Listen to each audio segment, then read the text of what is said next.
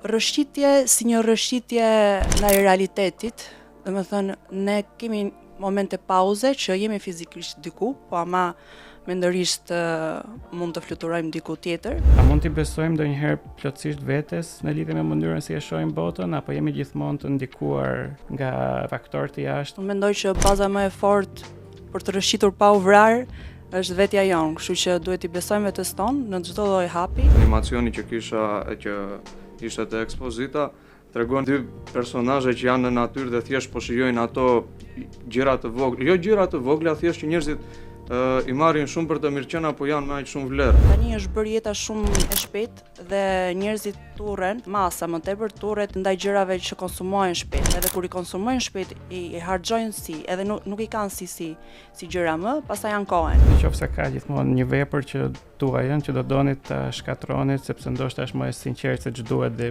keni dhënë më shumë nga vetja se ç'do doni t'i jepnit. Refleksion quhet vepra. Edhe është karakteri i parë që kam bërë, që ka një bisedë me një po është ajo biseda me demonin e vetvetes.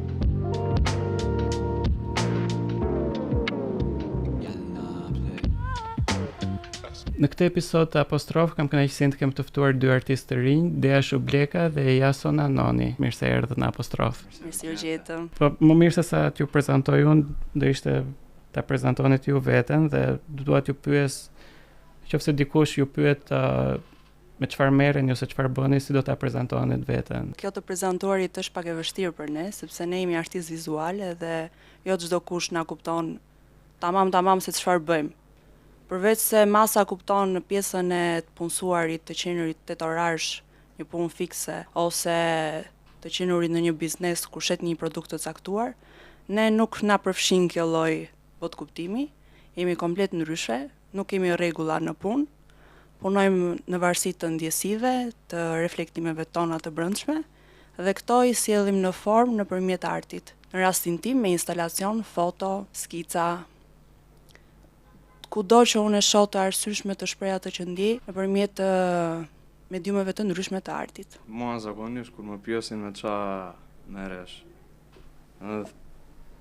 them që po punoj me piktura digjitale, animacion, edhe tash kam nisë edhe tatuazhet, edhe jam tek ai drejtim, po që është dhe shumë kjo ideës që tha që nuk të kuptojnë zakonisht. Gjithmonë domethënë mua më ndodh kjo që japin ide që mund të bësh këtë, mund ta bësh atë, që janë gjëra dhe që i kam provuar, s'kan funksionuar, po që vështirë, po që ja dalim.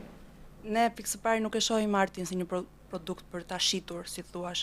Ne e shohim si urë komunikimi për të treguar ndjesitë me njerëzit, edhe për t'i bërë pjesë e përjetimeve tona, secili në perceptimin e tij. Ju keni edhe një ekspozitë tani së fundit që quhet Rëshqitje, që është tek Qendra e Artit Agimi. Dua të pyes në fillim në lidhje me emrin, se kur e lexova për të parë Rëshqitje, është e thjeshtë aq dhe komplikuar si fjalë, sepse lidhet dhe me humbjen e kontrollit, humbjen e ekuilibrit, po edhe rëshqitje ndonjëherë kur përpiqemi të largohemi nga diçka ose përpiqemi të rrëshqasim drejt diçkaje tjetër. Dua t'ju pyes çfarë kuptimi mbart në aspektin kreativ, po edhe në aspektin emocional si fjalë, dhe pse e zgjodhët ta quanit ekspozitën Rëshqitje. Gjithçka nis nga e përditshmja dhe punët tona janë të referuara nga përditshmëria, nga rutina, nga personazhet që na rrethojnë. Rëshqitje si një rëshqitje ndaj realitetit, dhe me thënë, ne kemi momente pauze që jemi fizikisht diku, po ama mendërisht mund të fluturojmë diku tjetër, pra është një teletransportim i mendjes son. Në këtë aspekt jemi referuar edhe nga titulli. Dhe pjesa që rëshqitje, do të thënë, është në një formë jo të dukshme, por mund të ndodhë edhe në një trup të palëvizshëm. Kjo është herë e parë që, do të thënë, keni ekspozitë të dy bashkë apo keni patur edhe më është herë e parë. Dhe si ishte ti shikoni, do të thënë, secili nga ju veprat tuaja në krah të njëra tjetrës? Ishte një botë tjetër, një botë më vete. Më thënë, kur po merreshim dhe me organizimin, edhe ishte gjëja e fundit që kishim rregulluar ndriçimet, edhe thjesht u fikën dritat, edhe ishim vetëm punimet kështu me spotlighte, aty u bë gjithë ndryshimi që doli atmosfera shumë e bukur. Ne me nonin na bashkojnë, domethënë si stile jemi të ndryshme, siç e ke parë edhe ti nga afër ekspozitën. Jemi të ndryshëm, ma na bashkon spontaniteti, vërtetësia dhe të qinurit të drejt për drejt në ato që bëjmë të dy bashk, edhe prandaj edhe ekspozita ka një unifikim, ka një bashkësi edhe ka një harmoni me gjitha punët së bashku. Të gjitha punët së bashku rrinë me njëra tjetrën. Dhe për gjithë publikun që akoma nuk e ka parë edhe ka mundësinë që ta ndjeki deri në fund të muajit, si kurim është bërë nis nga instalacioni i parë që është tualeti, që nisim ditën edhe rutinën tonë, deri tek muret me grafiti që i ka bërë Noni, janë punë e Nonit, bashkangjitur me ilustrime digjitale, që përfaqësojnë një pjesë të ditës tonë ku përballemi me atë rrëmujën e rrugëve dhe rrëmujën e emocioneve, ndjesive, ku ndikojnë faktor të jashtëm dhe të brendshëm, që kanë të bëjnë me punën, me shoqërinë, me çdo gjë që na rrethon. Po ndërkohë rrëshqitje mund të interpretohet edhe si diçka në lidhje me mënyrën fluide si e perceptojmë realitetin, domethënë ne nuk e shohim realitetin asnjëherë në mënyrë të njëtrajtshme ose në mënyrë fikse, dhe dua t'ju pyes të dyve, a mund t'i besojmë ndonjëherë plotësisht vetes në lidhje me mënyrën si e shohim botën, apo jemi gjithmonë të ndikuar nga faktorë të jashtëm dhe jemi pothuajse në mënyrë konstante duke rrëshqitur midis interpretimeve të ndryshme që i bëjmë? Unë mendoj që baza më e fortë për të rrëshqitur pa u vrarë është vetja jonë, kështu që duhet i besojmë vetes tonë në çdo lloj hapi. Shiko, ne kemi ardhur në jetë, jemi të gabueshëm, jo të pa gabueshëm, kështu që edhe po rrëshqitëm edhe gabuam në drejtimin që kemi marrë, rëndësi ka që të mësojmë edhe të ndryshojmë krahun e rrëshqitjes, rrëshqasim në krahun deri ku ta gjejmë ne veten tonë. Kjo është më e rëndësishme dhe sigurisht që besimi tek vetja duhet, patjetër, edhe të forcohet hap pas hapi, duke provuar gjërat derisa ta gjejmë edhe ta kuptojmë më së miri se ku jemi. Unë mendoj që të dyja janë, edhe ka faza që edhe vetes do i besojmë, ka faza që edhe do ndikojmë nga të tjerët, edhe në bazë të rrethanave, edhe të situatës, po që është shumë e rëndësishme normalisht që ti besojmë vetes, pavarësisht se është me ulje ngritje kjo temë. Edhe të japim, domethënë të përcjellim atë që duam. Dua t'ju pyes pak, domethënë si ju punoni, domethënë sa në hapësirë fizike, domethënë me instalacione, me objekte fizike, pa që edhe në hapësirën digjitale, për shembull Noni merret edhe me animacione. Po. Dhe dua t'ju pyes pak, domethënë në lidhje me këtë teknologjinë dhe pjesën digjitale, vëmendja jonë sot është gjithmonë më e shkurtër, më e fragmentarizuar, domethënë është e përqendruar në video të shkurtra, në foto, dhe dua t'ju pyes çfarë mendoni se kërkojnë njerëzit kur vizitojnë një ekspozitë si rrëshqitje dhe si e shihni evoluimin e marrëdhënies të gjeneratës tuaj me artin? Vetë ekspozita rrëshqitje nuk është se kërkon një përgjigje eksakte. Ne jemi munduar të sillim një hapësirë ndryshe. E kemi menduar si një hapësirë ku çdo vizitor të rrëshqas në atë botën e tij. Ka edhe vizitor që Noni do i përmend edhe rastet e tij që domethënë marrin referenca nëpërmjet filmave ose rasteve të tyre personale ku e gjejnë ose e shohin, përfitojnë personazhet e krijuar nga ne veten.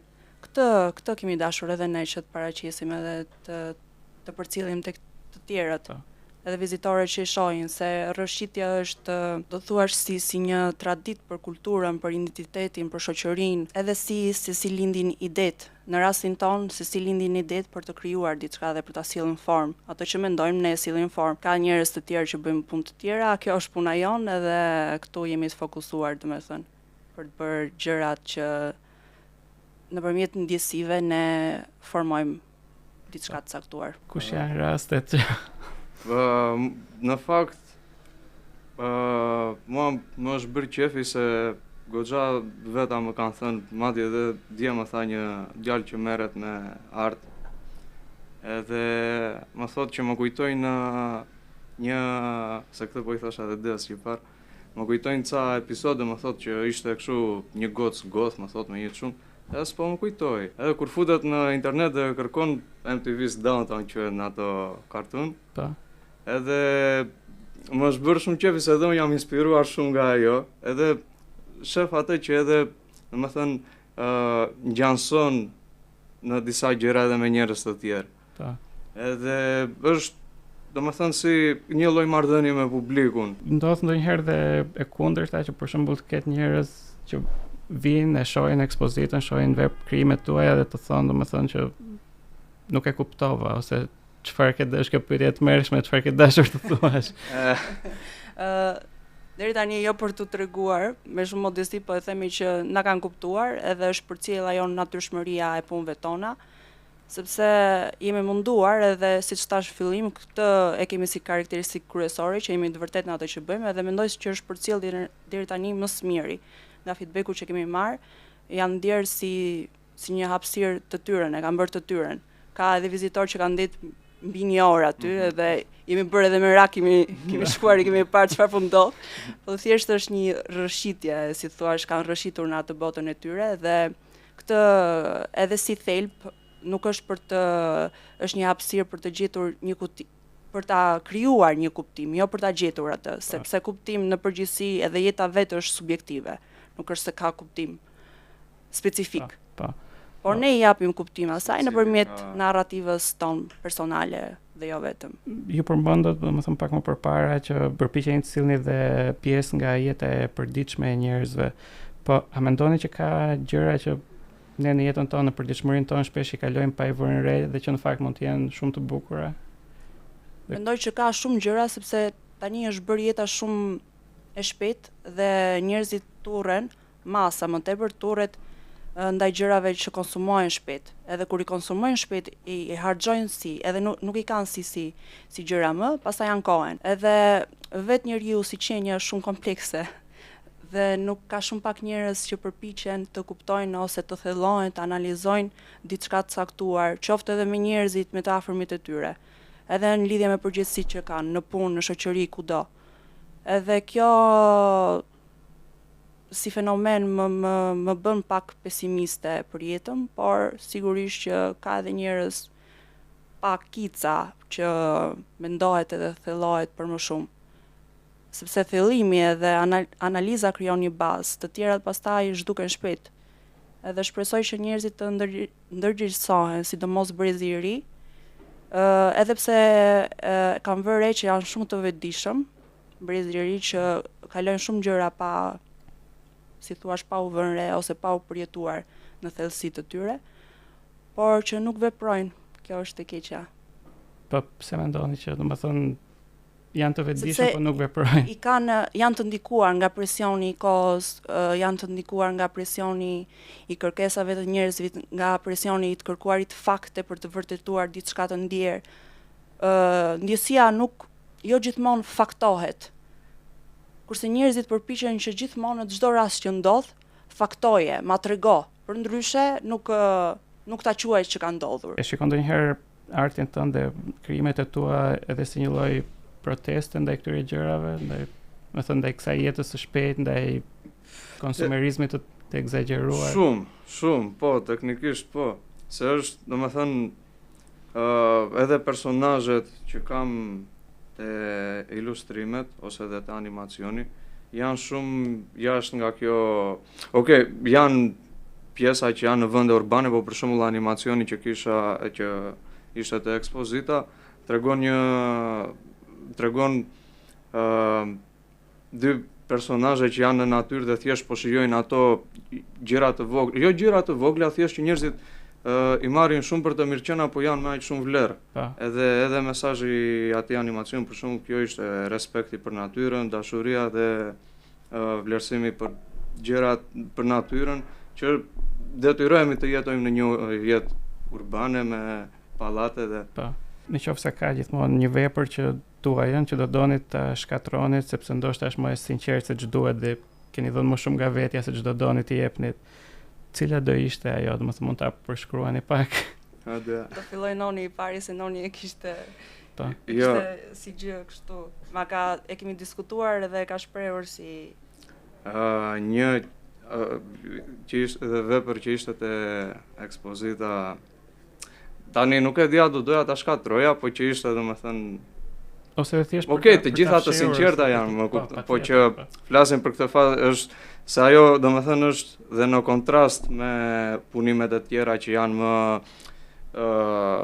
karakteret duke bërë qef, duke vizatuar, duke pikturuar, ose ku diun thjesht që janë për qef, ndërsa kjo është pak më e thellë, nga që tregon një personazhin refleksion quhet vepra.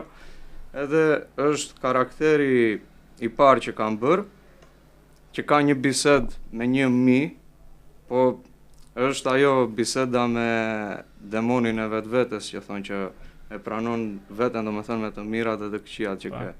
Që miu aty supozohet të jetë si iluzion, nuk është se po bisedon vërtet me një mi. Dea? Në rastin tim nuk kam një vepër për ta shkatëruar, si themi, se veprat prandaj krijohen për të mos u shkatëruar. Dhe thjesht për ta fshehur që nuk do doje, nuk do doje ta shikoni se njerëzit mund të shikojnë një anë tënde më të brisht, më të friksuar, nuk e di. Në fakt, ndër komentet që më ka bërë përshtypje është që qenë më errët se sa të kishim menduar nga punët që kanë parë te ekspozita. Edhe akoma nuk kam parë punë më të errëta se aq. Ndoshta këto të shfaqen në një moment tjetër të fazës së jetës time ose të artit tim. Cila është pjesa më e shëmtuar, po themi, e procesit tuaj krijues? Jo në lidhje me aspektin teknik, por me anën emocionale, do të thënë pjesa që u vë më në vështirësi emocionalisht kur krijoni. Është ajo pjesa që në përgjithësi kjo rrugë, si dhe jeta, është ulje me ngritje.